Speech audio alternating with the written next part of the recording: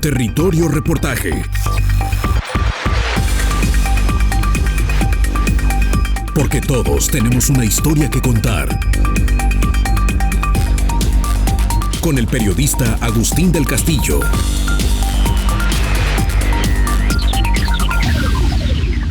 El aguacate mexicano es un producto estelar de exportación, pero se suele ignorar su fuerte carga ambiental, a clásico tema de la deforestación, que podría corresponder a una cuarta parte de la superficie de huertas existente. Se debe añadir la enorme presión sobre el agua y el uso de métodos artificiales para impedir que los espacios del monocultivo puedan ser recuperados por la flora y la fauna silvestre del entorno. Sin embargo, debieron pasar más de 25 años del primer embarque de avocados michoacanos hacia Estados Unidos para que el asunto se hiciera del conocimiento de las instancias ambientales del Tratado Trilateral de Libre Comercio, hoy conocido como TEMEC. Este mes de febrero, la Comisión de Cooperación Ambiental de América del Norte tiene en sus manos un expediente en que determinará si el gobierno mexicano ha violado sus propias leyes ambientales al permitir la expansión de las plantaciones de Persea americana sobre los bosques de Michoacán, primer productor mundial de ese preciado fruto. El peticionario afirma que México está incurriendo en omisiones en la aplicación efectiva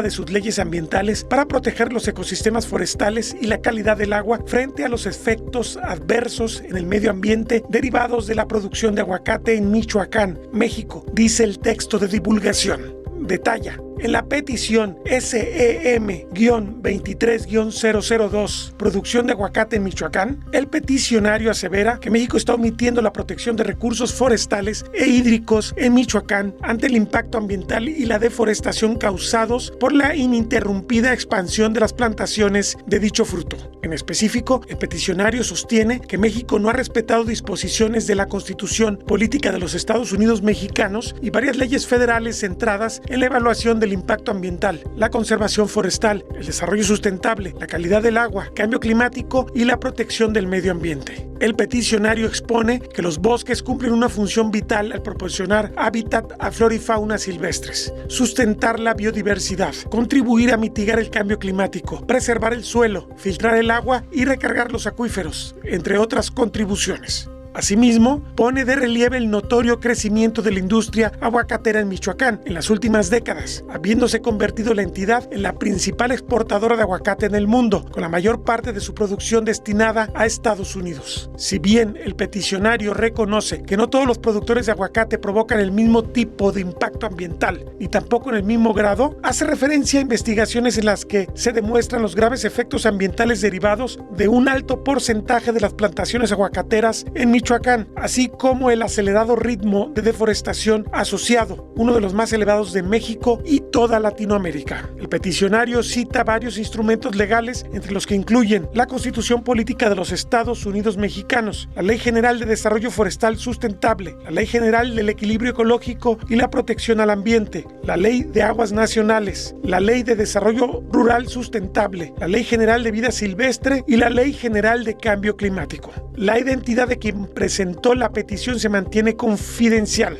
El aguacate de Michoacán se expandió a Jalisco. Las primeras huertas de ese proceso se abrieron 5 años después de que comenzaron los embarques desde la meseta purépecha de los aguacateros organizados en alianza con Calavo, California Avocados, una cooperativa del país del norte que controla la importación y la distribución de la fruta mexicana. Es, pues, parte del mismo fenómeno económico y los capitales michoacanos abundan entre las huertas de las regiones de Zapotlán el Grande, Mazamitla o San Gabriel. El asunto ha terminado de consolidarse con la integración de Jalisco como exportador al mercado estadounidense a mediados de 2022. Esa condición compartida con Michoacán también revela los paralelos y las diferencias. Por ejemplo, en materia de sostenibilidad ambiental, el trabajo en las huertas jaliscienses presenta mejores cuentas. Pero en realidad, los retos son muy similares. Esto es parte de una conversación con el director de sustentabilidad de la Asociación de Productores de Aguacate de Jalisco, Armando García Angulo, y el desafío de producir sin un impacto ecológico considerable. Yo entiendo la preocupación de nosotros mismos y de la sociedad en general que con la apertura del mercado norteamericano pudiese venir una mayor presión sobre los bosques de la región, que esto sin duda pues es cierto. Sin embargo, también los americanos, la verdad es de que si algo tienen es de que planean muy bien sus estrategias comerciales. ¿A qué me refiero con esto? En el plan de trabajo operativo que se firmó a finales del año pasado en el cual ya se permite no solamente a Jalisco, sino eventualmente a otros estados productores de aguacate del país poder exportar a los Estados Unidos, en ese plan de trabajo operativo vienen, digamos, las reglas del juego, ¿no? De qué se tiene que cumplir en cuestión de fitosanidad principalmente e inocuidad para poder exportar a los Estados Unidos. En el plan de trabajo no se menciona nada de temas ambientales. Sin embargo, y aquí es donde al punto al que quiero llegar, en el Tratado de Libre Comercio entre Canadá, México y Estados Unidos, se integraron dos capítulos muy interesantes, que es el 23 y el 24. El 23 me parece que es el de derechos laborales y respeto a los derechos humanos de los trabajadores agrícolas.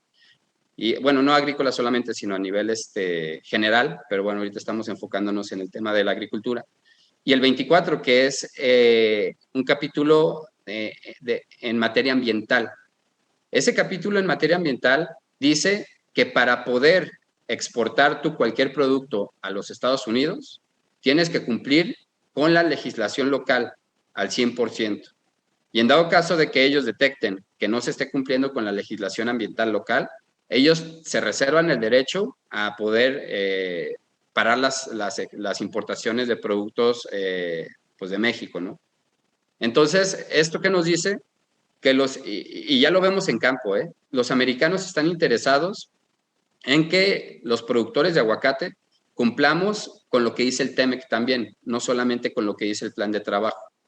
Entonces, por ejemplo, en tema de derechos laborales, hay ya muchos, digamos, pues, revisores o visores de parte de la Embajada de Estados Unidos trabajando en los campos, garantizando y viendo que los derechos laborales de los trabajadores se estén cumpliendo, que tengan salarios justos, entre algunos otros temas.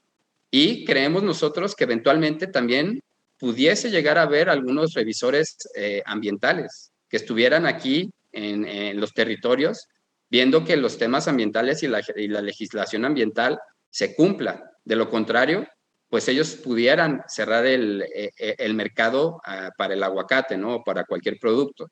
De hecho, como ejemplo, no sé si sabías tú, Agustín, hace algunos meses, justamente pararon en frontera algunos contenedores, me parece, de tomate, porque detectaron que en el sitio donde se estaban produciendo esos tomates había explotación laboral y lo pararon por completo. Entonces, ellos siento un precedente porque vemos que pues, no se tocan el corazón para parar las importaciones de algún producto si no llega a cumplir con lo que viene en el TEMEC o en el plan operativo de trabajo. Y esto es gravísimo para el productor porque son productos perecederos, pues. Sin duda, o sea, son pérdidas millonarias. Con decirte que una acción de este tipo puede sacar a un empaque a algún productor del negocio, totalmente. Ahora, no corremos el riesgo, hablando un poquito del mercado interno mexicano y la queja eterna, digo eterna, aunque en realidad es de unos años para acá, del alto precio del aguacate aquí en el mercado interno.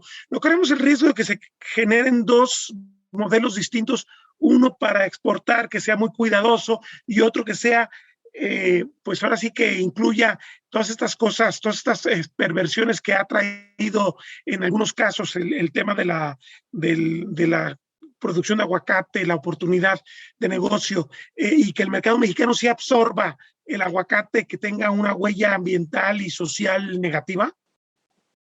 Es una muy buena pregunta la que haces. La verdad es de que, mira, pudiese ser.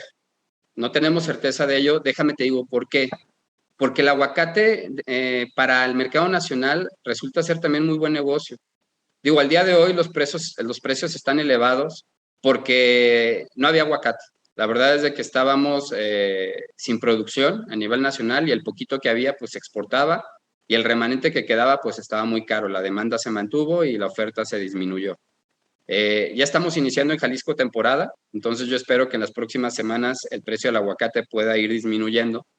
Pero bueno, esto es interesante porque generalmente un productor de aguacate trabaja para exportar, pero muchas veces consigue un precio muy similar para mercado nacional. ¿Qué me lleva a esto? Para poder exportar aguacate tienes que cumplir con una serie de certificaciones en materia de fitosanidad, inocuidad, ahorita ya en temas de medio ambiente. Y si este aguacate, por cuestión de que tal vez el mercado internacional no está pagando muy buen precio, pues muchas veces se puede destinar a mercado nacional. Y sería un aguacate que llevaría todas las certificaciones que lleva a los mercados internacionales. Para ponerte un ejemplo, hay una certificación que se llama Global Gap, que ve temas de inocuidad principalmente, y el 80% de los huertos de aguacate en el estado la tienen. Entonces, mucho del aguacate de estas huertas también va a mercado nacional. Entonces, digamos que el mercado nacional, al ser también un mercado que ya no se paga tan barato, pues digamos que está compitiéndole a otros mercados internacionales. La demanda contra el aguacate ante la Comisión de Cooperación Ambiental es por ahora exclusivamente para la producción de Michoacán.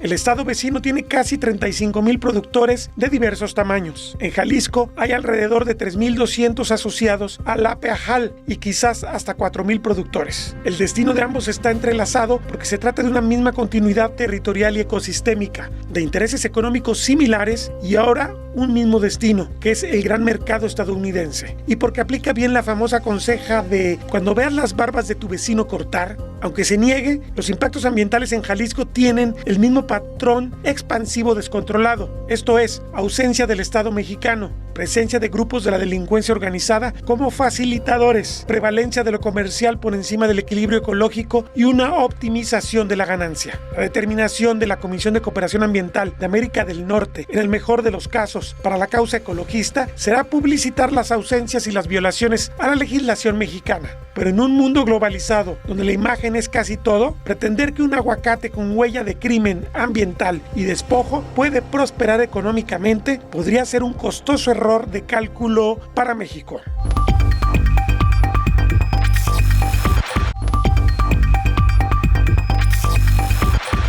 Michoacán debe afrontar por ahora los efectos de sostener una política puramente economicista sobre el aguacate. La condición de monopolio que sostuvo hasta 2022 como exportadora a Estados Unidos, el mercado más grande del mundo, hizo desdeñar los efectos ambientales, pues a diferencia de la Unión Europea, los estadounidenses solo exigían calidad fitosanitaria. Jaime Nava Antesana, del Grupo Interdisciplinario de Tecnología Rural Apropiada, GIRA, responde 3 preguntas para Territorio Reportaje. La primera, ¿es realmente trascendente que se haya interpuesto una denuncia ante la Comisión de Cooperación Ambiental? ¿Qué es razonable esperar y cuánto puede ayudar a corregir las perversidades del modelo de negocios del aguacate?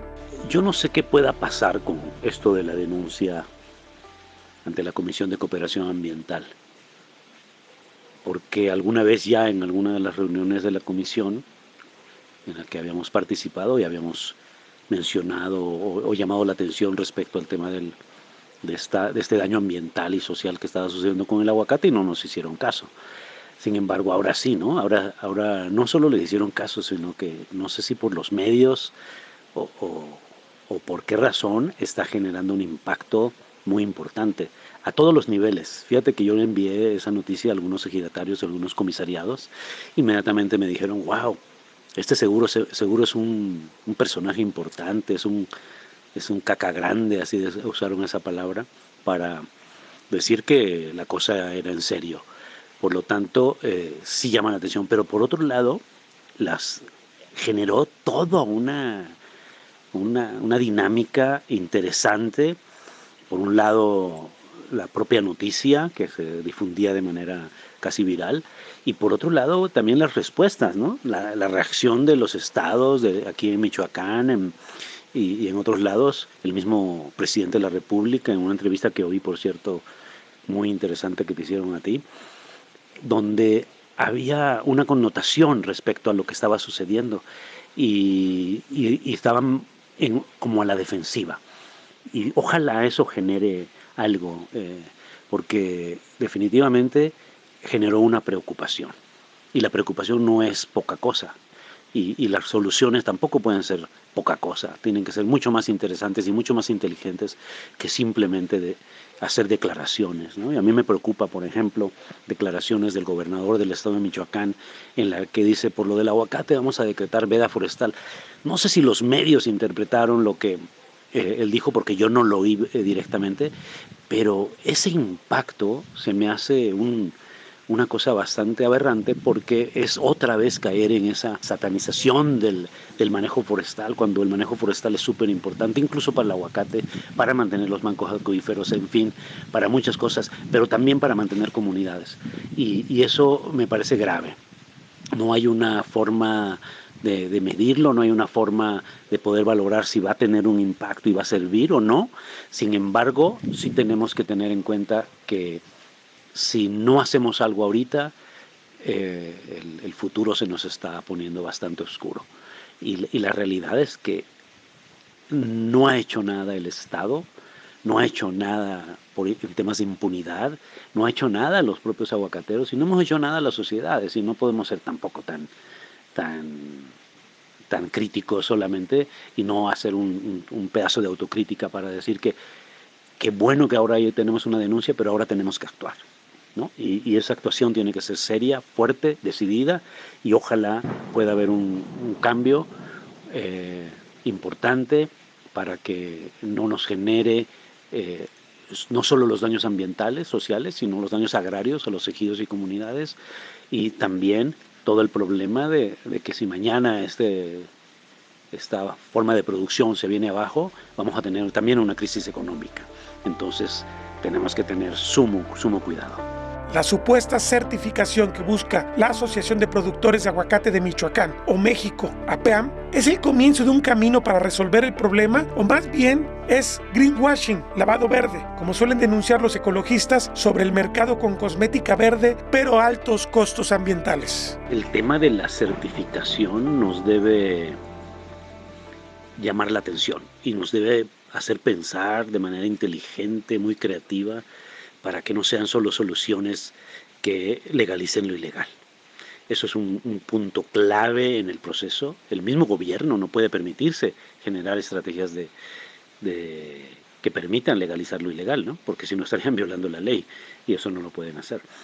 Pero al mismo tiempo tenemos que ver que, como este es un asunto multisectorial y transdisciplinario, tenemos que ver muchas aristas, deberemos evaluar unas propuestas claras, precisas, que realmente respondan a la realidad, que respondan a las necesidades y le den una certeza a la sociedad, a los gobiernos y a los propios aguacateros de que esto va a generar una mejor condición ambiental, una mejor condición social, una mejor condición agraria para que funcione. Por lo tanto, cualquier iniciativa que se genere en términos de certificación de la producción del aguacate debe contener una serie de elementos como años críticos, años base, que nos permitan decir de aquí para adelante tomamos una acción y de aquí para atrás otra acción, y esa acción tiene que ser verdadera, no puede ser que simplemente sea declarativa.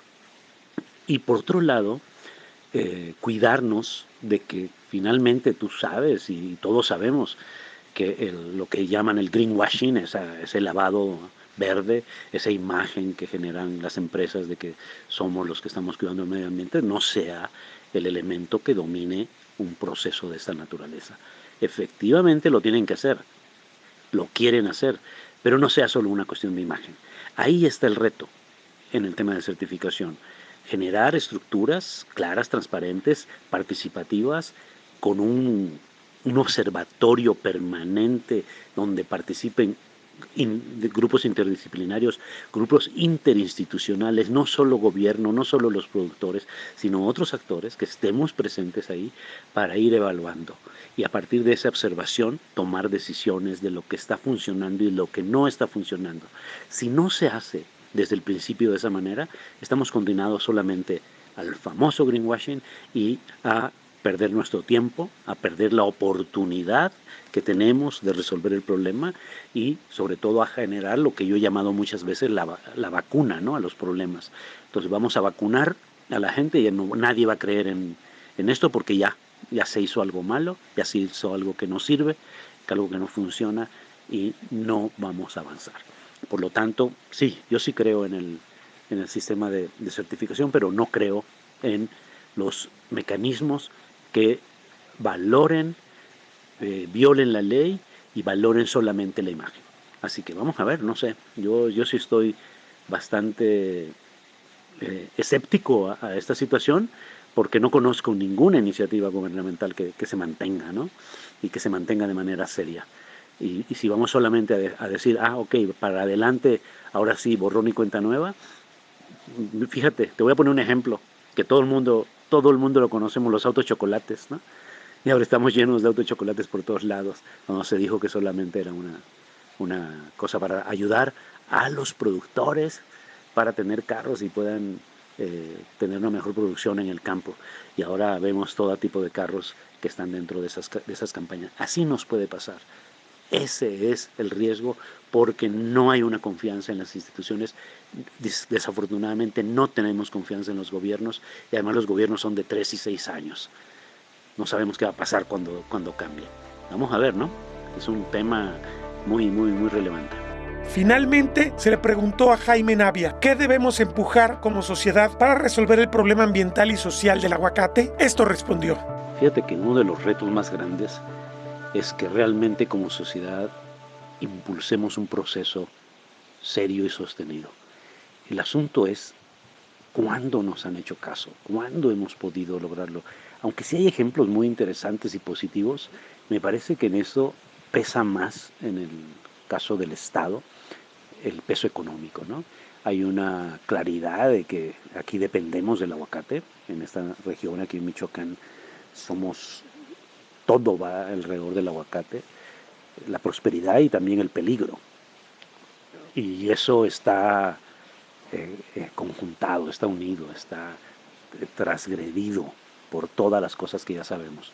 Por lo tanto, no es tan fácil como sociedad ser capaz de actuar y denunciar, cuando al mismo tiempo somos actores del proceso, ¿no? Aquí la gente depende, trabaja, está relacionada a la industria del aguacate, y está difícil que vaya a tomar una acción en contra de ella, porque está actuando en contra de sí mismo, ¿no? Yo he tenido la discusión con algunos compañeros, con algunos ejidatarios al respecto, de que pues qué va a pasar si les acabamos el aguacate. Por supuesto, los pequeños productores son los más jodidos, los más fregados, y los que van a ser más afectados.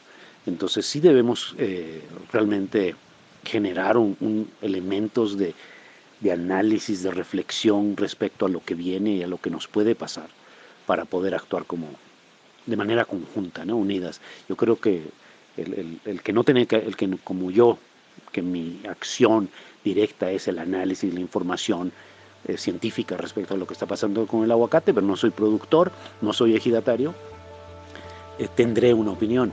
Pero yo creo que tenemos que encontrar la manera de que esta información esté en todas partes, ¿no? Esté en todos los sectores, en todas las dimensiones y en todos los actores, para que podamos reflexionar juntos y tomar decisiones. Yo le pregunto a los aguacateros, ¿qué va a pasar si se quedan sin agua?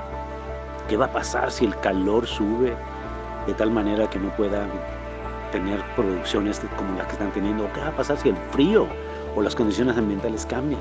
Es decir, no podemos ser ciegos. Yo recuerdo haber oído a hijos de productores de aguacate en talleres que hicimos hace algunos años decir, es que mi papá ya no se ha dado cuenta de lo que está pasando. Y por lo tanto, creo que hay una gran oportunidad, un campo de oportunidad en todos los niveles para actuar, y no creo que debemos quedarnos callados.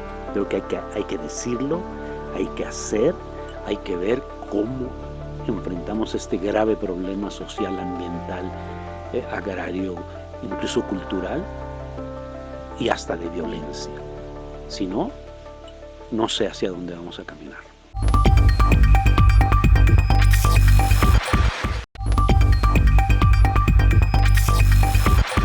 El expediente ante la Comisión de Cooperación Ambiental de América del Norte detalla cuestiones inquietantes del modelo aguacatero de Michoacán, que se aplica en prácticamente todo México. La producción de aguacate en Michoacán ha mostrado un crecimiento notable en las últimas décadas. Desde la apertura de la frontera con los Estados Unidos de América en 1997, Michoacán se ha posicionado como el principal productor y exportador no solo de México, sino del mundo. Hoy, la industria del aguacate en Michoacán es una industria de talla mundial. Cada año se rompe récord con el número de toneladas exportadas, principalmente a los Estados Unidos. Ello ha generado una economía muy dinámica para la región y para el estado. se generan fuentes de empleo y florecen un sinfín de actividades económicas vinculadas, señala el documento. Sin embargo, añade, la actividad de la producción de aguacate en Michoacán y seguramente en otras partes de México, en su dimensión ambiental, está prácticamente en la informalidad. Esto es, por un lado, existe una regulación ambiental escasa y por otro lado, la escasa regulación no se aplica. De este modo, añade el texto, México está incurriendo en omisiones graves en la aplicación efectiva de la legislación ambiental. Tal es el caso de los artículos 93 a 99 de la Ley General de Desarrollo Forestal Sustentable y, consecuentemente, en el incumplimiento de otros ordenamientos ambientales. Se han intentado realizar algunas acciones de ordenamiento, así como mecanismos legales y administrativos a nivel local, que han resultado infructuosos. No solo porque se presenta un problema de competencia legal, el asunto forestal es de competencia federal, sino porque han resultado acciones carentes de planteamientos adecuados y de seguimiento. También debe observarse que no existen mecanismos efectivos de coordinación entre las autoridades estatales y las federales, como se evidencia en varias de las respuestas a la petición de información que se realizaron para el efecto y que vienen referidas en el párrafo 33 de esta denuncia. Así, la situación actual de la producción de aguacate en Michoacán y los impactos ambientales que está generando encaja en la reciente definición de ecocidio realizada por un panel internacional de expertos. Ecocidio significa actos ilegales o desenfrenados cometidos con conocimiento de que existe una probabilidad sustancial de daños graves y generalizados o a largo plazo al medio ambiente causados por estos actos. Se estima que para el año 2021 la industria del aguacate representó $3,085 millones para México, el segundo producto más importante en las exportaciones. Para Michoacán esto significan más de $2,000 millones. La PEAM estima que la industria genera 78,000 empleos directos y más de 300,000 empleos indirectos. Esta situación, agrega el texto de la demanda, no es sostenible. El daño ambiental, el cambio climático se están agudizando aceleradamente en perjuicio de la naturaleza y de la salud de las personas. Ante ello, existen una creciente preocupación y esfuerzos de protección ambiental a nivel internacional. Entre ellas se inscribe el reciente reconocimiento de la Asamblea General de la ONU en julio de 2022 al derecho humano a un medio ambiente limpio, sano y sostenible. Ello en plena concordancia con las disposiciones del capítulo 24 del TMEC, las cuales establecen una serie de principios ambientales que deben observarse. La superficie dedicada al aguacate en Michoacán ha mostrado un crecimiento acelerado, pero no hay datos oficiales confiables. De cualquier modo, en 1960 había 15,000 hectáreas de huertas en Michoacán. En 2000, 55,000 hectáreas. En 2006, 83,000 hectáreas. Y en 2021, 300,000 hectáreas, documentan los denunciantes. Jalisco pasó de 3,000 hectáreas en 2005 a entre 45,000 y 56,000 en 2022. No hay tampoco estadísticas sólidas oficiales. Armando García Angulo, responsable ambiental de la PEAJAL, defiende a los productores. En muchos casos, pagan justos por pecadores, sostiene. Entiendo que parte de la negociación es que el Estado, el gobierno, establezca una línea base de tiempo a partir de la cual no sería aceptable un tema de deforestación, pero habría apertura a negociar, a regularizar lo que está atrás, con estas condiciones que tú mencionas. No sé si esto ha avanzado también con Semarnat y con el propio gobierno del estado, que entiendo que es uno de los que está patrocinando fuertemente esta solución ante la evidencia de que no se puede tampoco un borrón y cuenta nueva, ¿verdad? Ni un borrón y cuenta nueva por un lado, pero tampoco un restaura todo. O sea, las dos cosas serían muy extremas, ¿no? Sí, digamos que lo que se está tratando de definir ahora es una línea base, así se le conoce, digamos, al momento en el cual a partir de ahí y hacia adelante, digamos, ya no tendría validez un esquema así, y de ahí para atrás pudiese haber pues algún tema que sea válido el tema de la restauración, ¿no? Y la compensación ambiental. Por ejemplo, creo que Europa, ahora que están trabajando en su New Green Deal, ellos están estableciendo como línea base 2020, me parece. Quiere decir que ellos van a considerar deforestación todo lo que se haya, todos los cambios de uso de suelo que hayan surgido a partir de 2020 a la fecha. De 2020 para atrás considerarían ellos que bajo algún esquema de restauración o algo se pudiese validar un huerto de aguacate, por ejemplo, para poder exportar a Europa. Otro ejemplo, por ejemplo, de líneas bases es la misma certificación de Rainforest Alliance. Ellos tienen como línea base 2014 y aplica igual. Toda la deforestación que se haya hecho de 2014 hacia atrás, digamos que no la contabilizarían, y todo lo que se haya deforestado de 2014 hacia adelante ya no podría certificarse bajo este esquema de manejo. Entonces, pues en este momento son las dos líneas bases que son de interés para nosotros, para cumplir con las certificaciones y para cumplir con las regulaciones que están imponiendo en Europa. Entiendo que de 2014 para acá es mucho mayor la deforestación que de 2014 hacia atrás, ¿no? No sé si estoy bien, de acuerdo a los datos que yo he visto, pues. Buena pregunta. La verdad es de que no tengo el dato preciso. Lo que sí te puedo decir es de que hace aproximadamente casi ya 2 meses, la Profepa sacó una publicación en la que identificaba que había alrededor de 2.500 hectáreas bajo cambio de uso de suelo que ellos habían detectado. Por su lado, platicando justamente con personal de geomática de la CEMADET, ellos nos dicen que han identificado alrededor de 6.000 hectáreas en este supuesto. Entonces, pues bueno, si nos ponemos a pensar, contemplando de que hay 37.000 hectáreas de aguacate plantadas en el estado, digamos que es una minoría la que se encuentra en esta situación. Entonces, pero desgraciadamente hay un dicho popular que dice que justos pagan por pecadores, y eso yo creo que es algo que está pasando en la percepción social de la industria del aguacate de Jalisco.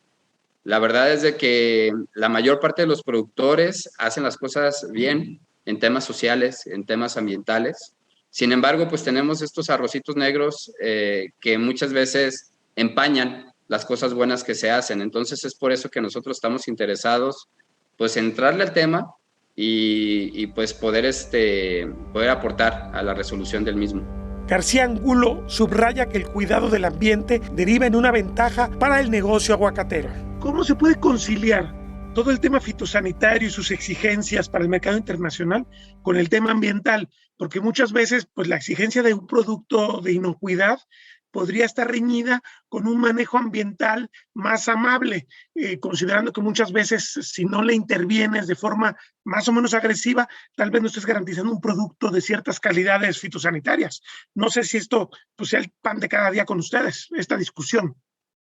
Fíjate que digamos que sobre todo años atrás, el tema de la sostenibilidad y el manejo sostenible de los cultivos y el tema de la sanidad, sobre todo la sanidad fitosanitaria o la fitosanidad, sí estaban un poco peleadas, ¿no? Digamos que, por un lado, los esquemas de manejo fitosanitario te recomendaban usar algunos productos químicos que tenían un impacto bastante amplio sobre la microfauna de los huertos de aguacate. Al día de hoy, esto ha ido cambiando. De hecho, por ejemplo, para el cultivo del aguacate hay un listado de productos autorizados que con el tiempo se han ido quitando unos que eran muy agresivos y se han ido incorporando algunos que son más biorracionales y que son más específicos sobre la plaga que quieres proteger. Porque también los productores se daban cuenta de que cuando aplicaban para algún producto para atacar trips, mosca blanca, cualquier tipo de plaga, también se llevaban entre las manos a los polinizadores, por ejemplo. Y el cultivo del aguacate es un cultivo altamente dependiente de la polinización para ser productivo y que tenga calidad de fruto. Entonces, ahorita los productores son conscientes de ello y evitan hacer aplicaciones, por ejemplo, muchas veces a la hora de mayor actividad de los polinizadores. Hacen aplicaciones muchas veces en la noche o muy temprano en la mañana para poder evitar una afectación a estos insectos. Hay una parte del plan de trabajo operativo para la exportación de aguacate a Estados Unidos que me llamó la atención. Hay un requisito entre muchos otros que habla acerca de las malezas y ellos contemplan que debajo de la copa del árbol de aguacate, la maleza o los pastos no deben de ser más altos de 10 centímetros. Y luego hacen una excepción, dicen, pero en los callejones o en otras áreas de la huerta se permite que las malezas tengan una altura hasta de 40 centímetros. Yo me preguntaba, bueno, ¿por qué esta diferencia? Y por ahí alguien me explicó que es, digamos, una medida de manejo sostenible. Ellos se han percatado que muchas veces estas plantas que se conocen como malezas resultan ser buenesas, ¿no? Muchas veces. ya sea porque aportan nitrógeno o nutrientes al suelo, porque atraen polinizadores y porque atraen también insectos que son controladores de plagas. Entonces, es una actualización que le hicieron al plan de trabajo que me pareció interesante y que se nota que ellos están incorporando ya más aspectos agroecológicos para el manejo de los cultivos. Entonces, creo que ahorita hay más apertura para que tanto el tema de la fitosanidad como el tema de la sustentabilidad vayan en armonía que antes. Y nos falta mucho, pero pues bueno, creo que vamos por buen camino.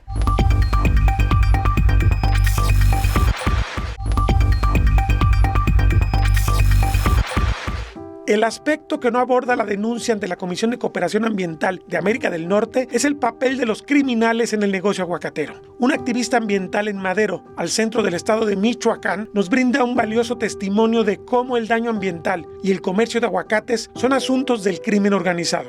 Madero es una zona serrana. Sí. Es una zona históricamente bastante rica en bosques. Muy rica en bosques. En Madero nace una microcuenca hídrica que alimenta al río Balsas a través de un río que se llama primero en su nacimiento río Porúas, luego es el río Curucupatseo y luego es el río Caráguaro y desemboca al río Balsas. Este río que nace en Madero ha sido el factor que detonó, junto con la altura de lugar y los bosques de pino y encino, fue lo que detonó la expansión aguacatera a partir del 2005 aproximadamente. Es decir, que este municipio, digamos que en términos de historia en la producción aguacatera, sus orígenes son no tan antiguos como lo fueron en su inicio esta región de Tacámbaro, que está junto a Madero, o como fue la región de Tancítaro, de Uruapan, que están más al occidente del estado de Michoacán, y que ellos empezaron prácticamente cuando se acordó el Tratado de Libre Comercio y después se abatieron las restricciones para que el aguacate ingresara a los Estados Unidos, y razón por la cual, prendió realmente como si fuese una fiebre el cultivo aguacatero. Así es que estamos hablando de que a esta zona llegó el cultivo aguacatero en el 2005. Y junto con la llegada de la producción aguacatera en gran escala, llegaron una serie de problemas asociados. Los más inmediatos fueron el cambio de uso de suelo, el uso de plaguicidas, la construcción descontrolada, porque no está regulado, de ollas concentradoras de agua, la instalación en una cantidad importante de huertas, de cañones antigranizo para eludir las granizadas que dañan el fruto, pero también llegó la delincuencia organizada. La manera en cómo crecieron las huertas fue fundamentalmente a partir de inversionistas, la mayoría de los cuales no eran originarias o no son originarios del municipio de Madero. Madero es un municipio pobre todavía en la actualidad, de acuerdo a los datos de la Coneval, es un municipio con pobreza extrema. Y los niveles de acumulación de riqueza son bastante localizados y lo eran en condiciones bastante modestas, en un círculo muy pequeño. Así es que por allí no vino la expansión aguacatera usando esos capitales. Los capitales vinieron de fuera, llegaron del interior del estado, por ejemplo, de Tacámbaro, que es un municipio aledaño, llegaron de Uruapan, llegaron de acá de la región, Peperibán, Los Reyes, pero también llegaron del norte, llegaron de Sinaloa. Entonces, de esta manera se fueron instalando las plantaciones aguacateras y en casos interesantes llegaron acompañados ya de antemano con el apoyo de la delincuencia organizada. En parte de la historia te comento, entre el año 2010 al 2013-14 aproximadamente, en que en la región tuvo bastante predominio la delincuencia organizada conocida como los Caballeros Templarios.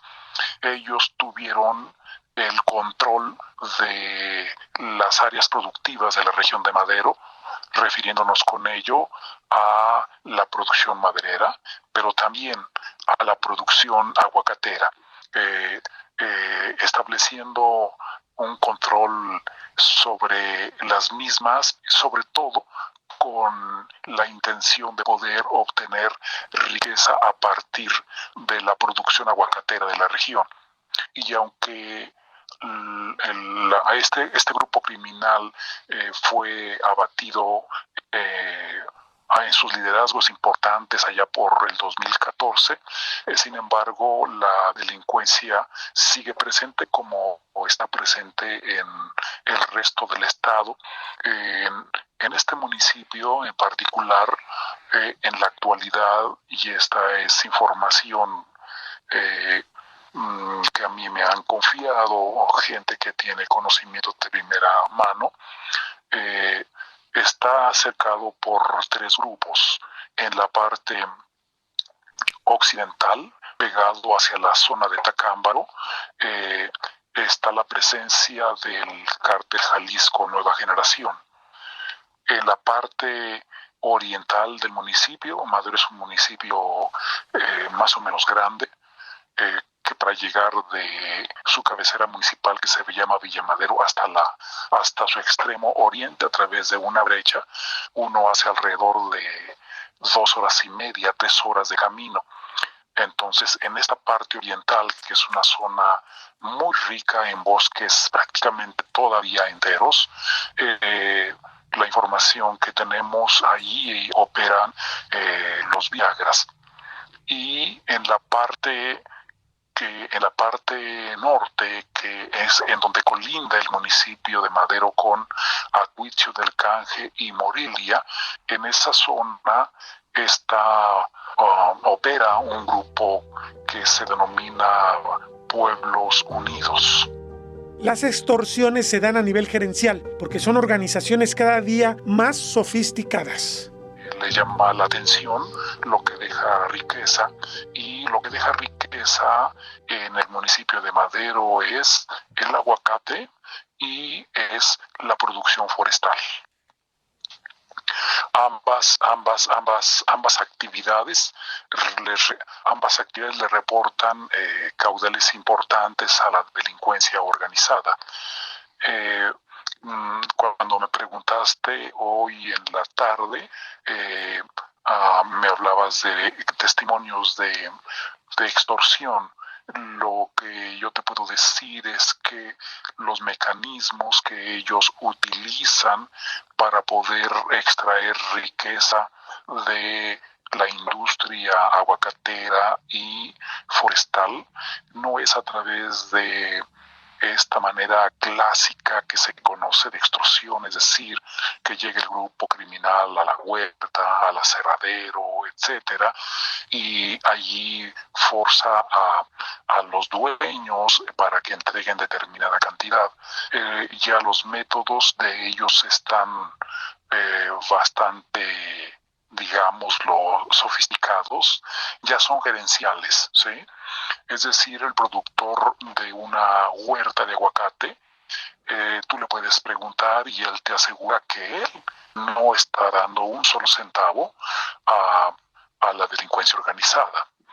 ¿Cómo lo hacen? Pues es a través de los empaques, los sistemas de concentración, ahí donde llega toda la riqueza aguacatera, donde se administra y en donde se hace el cruce financiero. Te pongo un ejemplo: si el día de hoy está pagándose la tonelada a 22,000 pesos, lo más probable es que a la hora de hacer las cuentas a el productor le estén pagando solamente 20,000 pesos. Ese es el precio que públicamente se dice.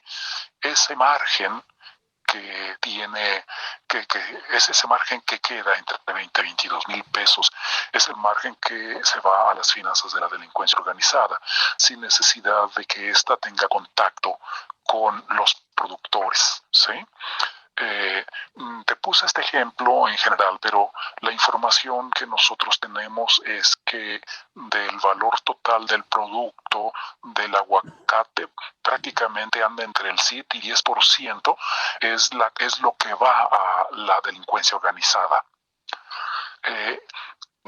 Esta estrategia también se utiliza con respecto a la madera y con respecto a un producto que acá en Michoacán se genera mucho en los bosques, es la resina.